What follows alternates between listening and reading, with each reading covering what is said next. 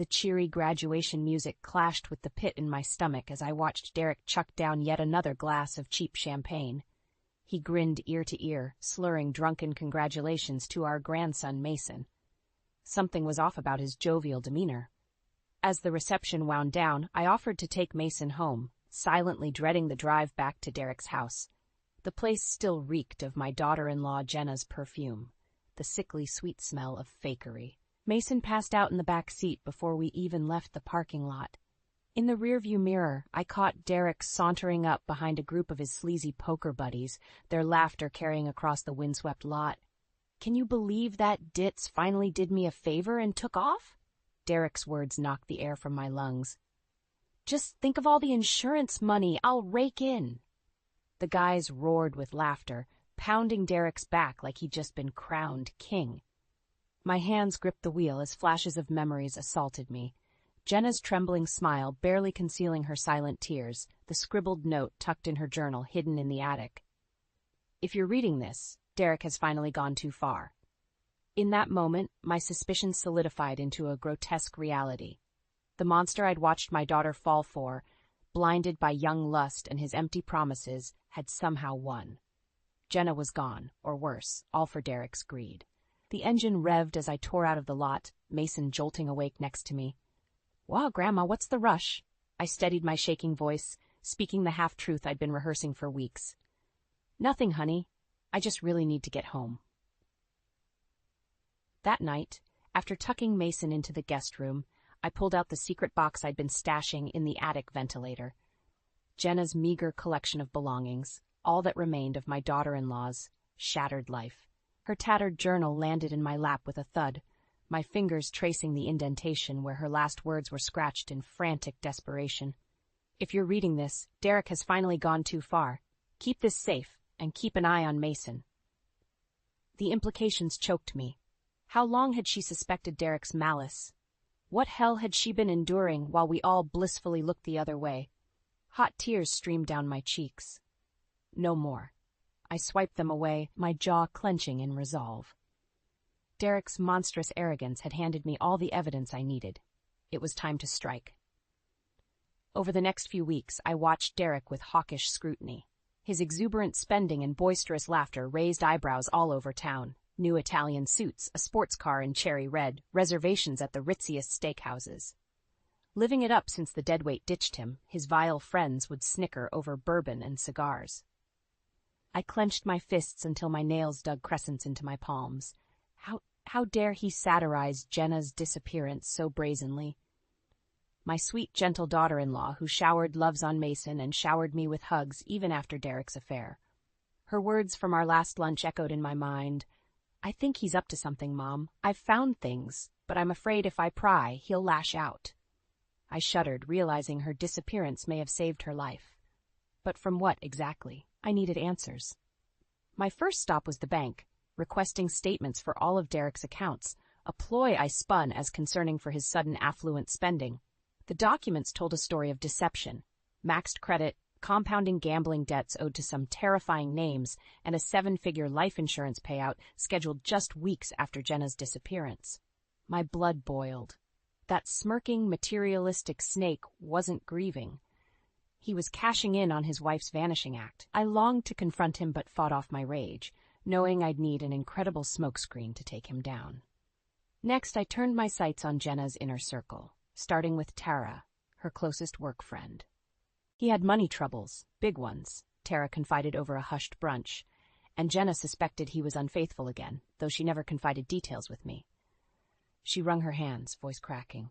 "I'm just so worried "I know," I stated firmly, "which is why we're going to find her." Tara's eyes burned with promise. "Whatever you need." With an ally and a trail of evidence, Phase 1 was complete. As satisfying as lashing out at Derek felt, I knew I'd have to be patient and judicious. The path ahead would require deft precision. One false move and Mason's safety would be jeopardized. My grandson's life hung in the balance, and I'd be damned if I allowed that snake Derek to slither his way out of this. It was time to enlist some professional assistance from a friend who'd spent his life hunting reprobates like Derek. Phase 2 required calling in the big guns. starting with hitting up my old pal Raymond. Raymond's brow furrowed as he pored over the paper trail I'd compiled on Derek. Bank statements, phone records, even a sordid photo from the strip club where he'd been caught cheating months ago. "This is one twisted character you're dealing with," he muttered, shoving the stack aside with a disgusted huff. "But it's a good start." I bristled at his nonchalance. "A start? Ray, that praved con man plotted to kill my Jenna." Raymond's eyes softened as he reached for my hand. "I know, Elle, and we'll nail that bastard's hide to the wall. But we've got to be meticulous, build an airtight case piece by damning piece." Grinding my teeth, I gave a reluctant nod. As a retired police captain, Raymond knew how to play this sadistic game. As much as I craved to barge in, fist-swinging, cooler heads had to prevail, especially for Mason's sake. That poor kid had been fed lie after lie by his father, thinking his beloved mother simply took off. The thought of him trapped in Derek's clutches made my skin crawl. Over the next several days, Raymond and I built a coordinate strike, burning the midnight oil over whiskey and case files. He leveraged his old officer contacts to unearth the sordid details: Derek's bookies, his side chicks, and most damning of all, the inflated life insurance premium he'd started paying weeks before Jenna's vanishing. "There's our motive," Raymond said, tapping the document. He quite literally took out a policy on her life before attempting to, well...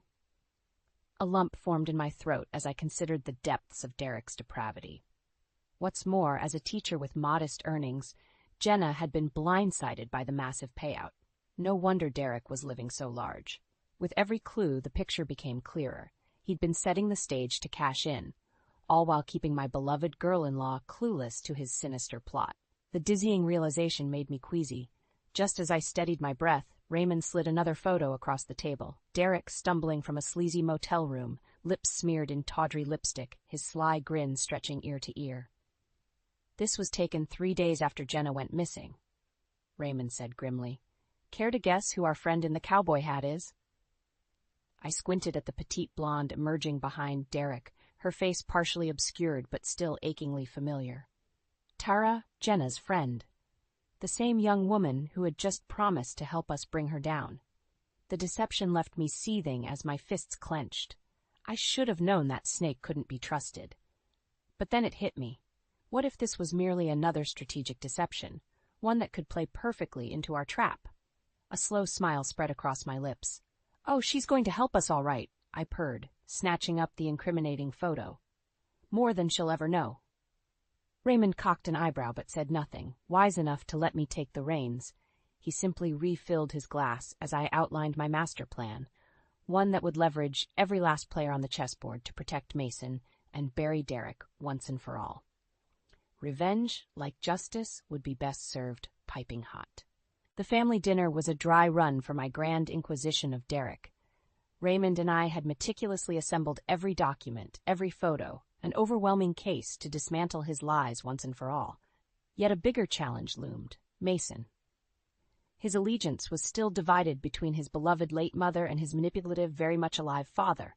I had to tread carefully, protecting him from the full, sordid truth, until Derek's defenses were shattered. Mason eyed me cautiously from across the table as I laid out the bread and salad. Derek, ever the arrogant fool, filled his wineglass to the brim, oblivious to the reckoning on the horizon. "You've seemed awfully preoccupied lately, Elaine," he said with a smirk.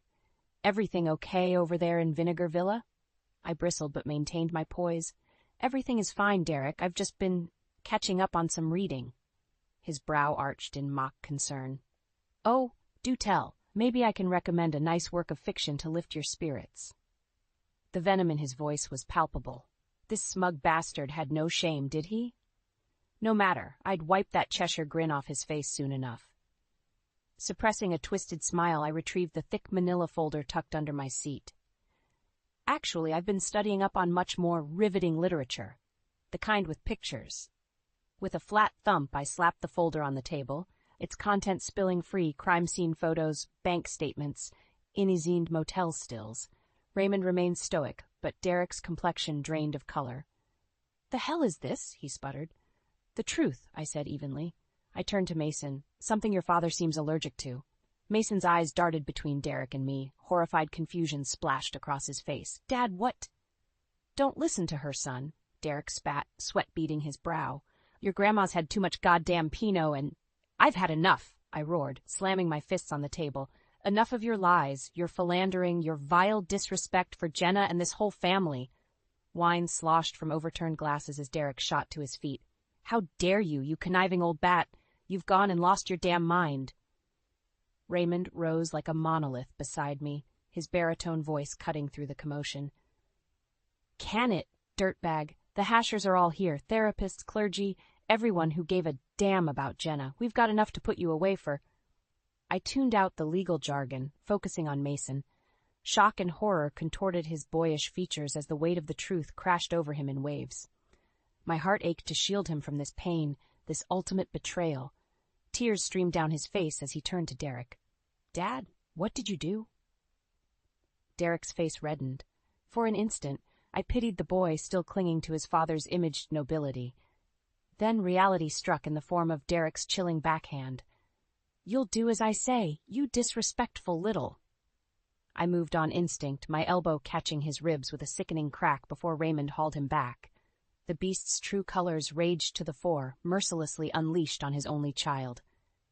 As Mason crumpled to the floor, I rushed to his side, pulling him close. He sobbed into my chest, so fragile, yet still clinging to hope. Hope that for once, truth would finally prevail over lies, and I would ensure it did, no matter how much carnage the gathering storm would leave in its wake. The aftermath of Derek's public meltdown was a blur. Mason refused to speak to or even look at his father, staying glued to my side like a terrified child. I didn't blame him. That ruthless slap had finally shattered the illusion of Derek's hollow paternal facade.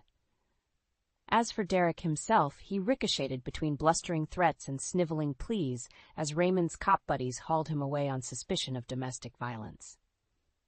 Of course, it was merely the tip of the iceberg, but an important first step to strip away his freedom and his cockiness. "I want that smug prick to feel the walls closing in from every angle," Raymond assured me later that evening over straight whiskeys. We'd reassembled at his place to regroup, poring over the meticulously assembled case files and devising our multi-pronged attack strategy.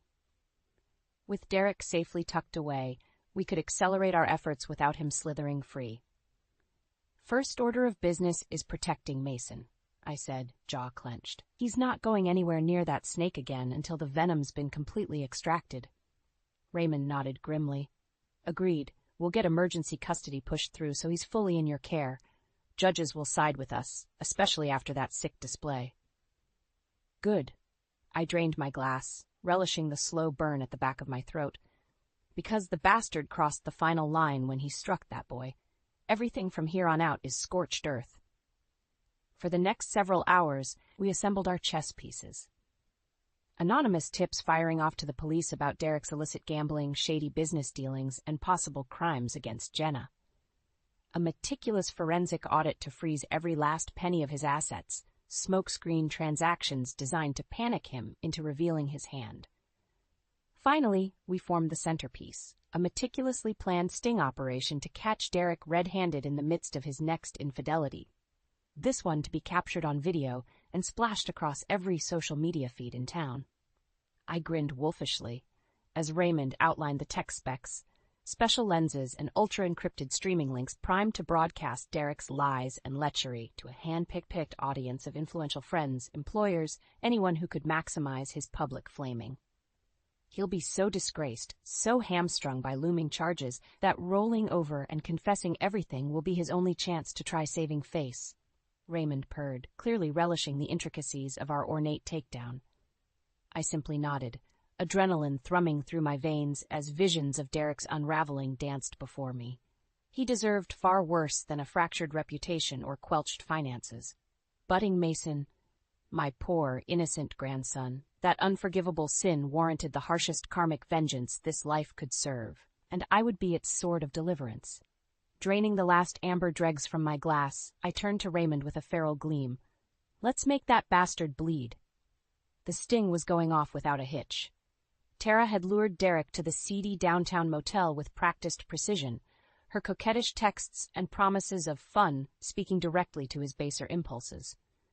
From my discreet staging point down the hall, I could hear the telltale sounds of Derek's arrival, his arrogant bravado greeting Tara, that familiar slithery tone that made my skin crawl. "Well, hello there, gorgeous. You're looking even tastier than those pictures you sent." Tara's flirtatious girlish giggle was practically theatrical. "You always were the charmer, Mr. Sullivan. Now why don't you come on inside and let me take care of you?"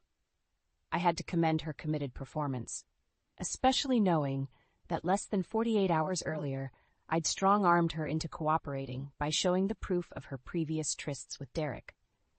The fear in those big doe eyes told me all I needed to know. As Derek's oily chuckle faded behind the closed door, Raymond emerged from the shadows, holding up a tiny microchip between his fingers. "Cameras are hot and transmitting to our secure channel. Time to go live." We slipped on our headsets and tapped into the feed just as Derek was peeling off Tara's satiny robe, his meaty paws groping her lithe frame with shameless entitlement. God, I've missed this body. The lewd image was merely prelude for the fireworks to come. I thought of Mason, still recovering from his own traumatic disillusionment, and my righteous resolve strengthened. Expose this charlatan for the abusive, self-serving creep he was.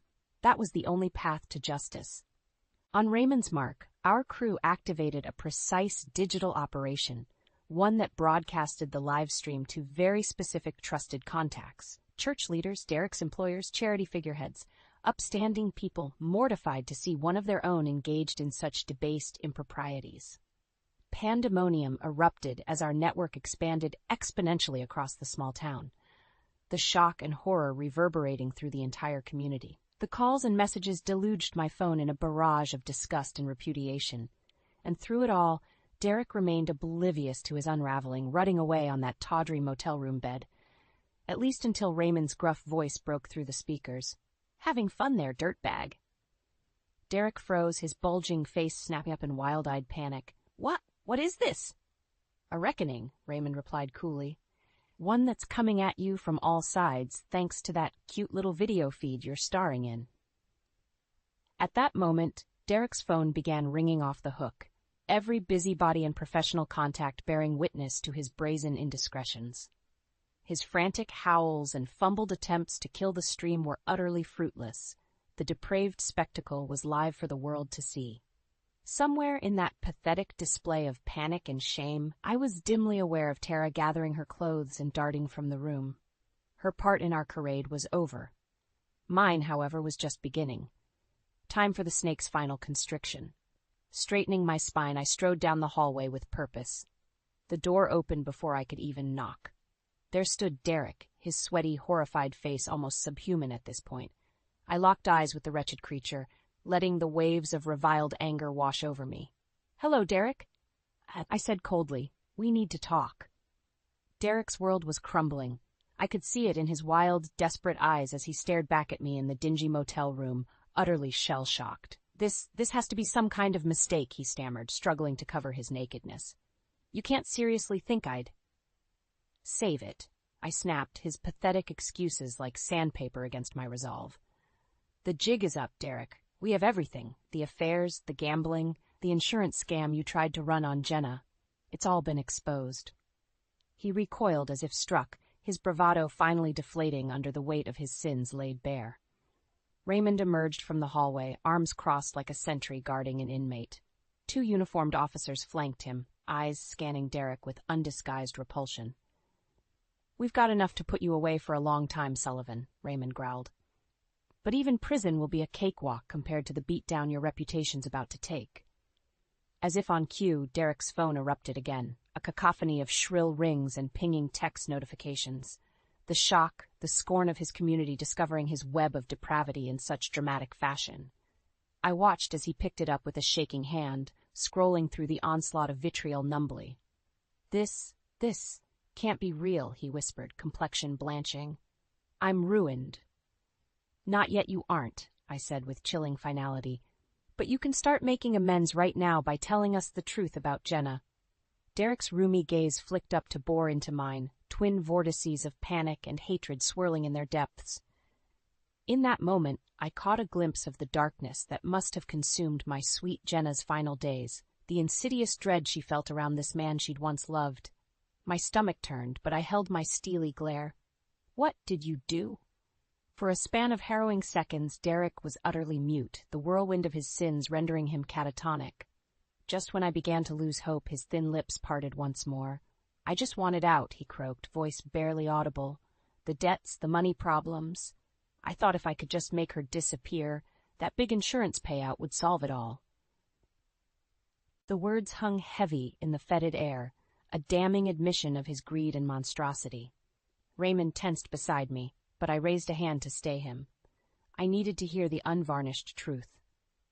"But Jenna, she must have suspected something," Derek continued, his voice dropping to a guttural rasp. "I started clearing out the accounts, keeping her in the dark, anything to keep the payout intact after I took care of her. But she caught wind and bailed. Took off with nothing but a damn ringful of cash from her jewelry box." My heart clenched as hatred bubbled through me like acidic bile. This whole sordid nightmare, every agonizing uncertainty Jenna must have endured in those final weeks, all because her husband craved an easier life. I wanted to unleash a scream, a torrent of sadistic punches, anything to absolve this rage. But I stayed my hand, letting the icy silence eviscerate Derek's soul. Because in this moment, I realized my revenge was complete. He was already in hell, forged of the very lies and betrayal he'd callously inflicted on everyone around him. The stain of his sins would never wash off. So as the police closed in, wrenching his arms behind his back, I simply watched in hollow triumph. No satisfaction, no feeling of release. The monster's secret was out, his freedom forfeit. But at what cost had this justice come? The question haunted me, as Derek was hauled away in disgrace. At last, the search for Jenna could begin in earnest. I only prayed that this nightmare's ending would allow for a shred of healing to take root. The call came just after midnight, Raymond's gruff voice crackling through the line with a mixture of elation and sheer disbelief. "We found her, Elaine. Jenna's alive." My legs buckled as the words washed over me, equal parts rapture and terror paralyzing my every nerve. After weeks of feverish searching, haunted by visions of her scared face from that hidden attic journal, she was out there somewhere, safe. Raymond relayed the details. An anonymous tip from a diner waitress in Santa Fe who recognized Jenna's photo from the news broadcasts. Apparently she'd been serving there under an assumed name, laying low as a refugee from her own life. Relief and rage churned through me in sickening waves. While Derek rotted in jail awaiting trial, my poor girl had spent months as a fractured ghost, severed from her loved ones by the man who vowed to honor and protect her. But she was safe.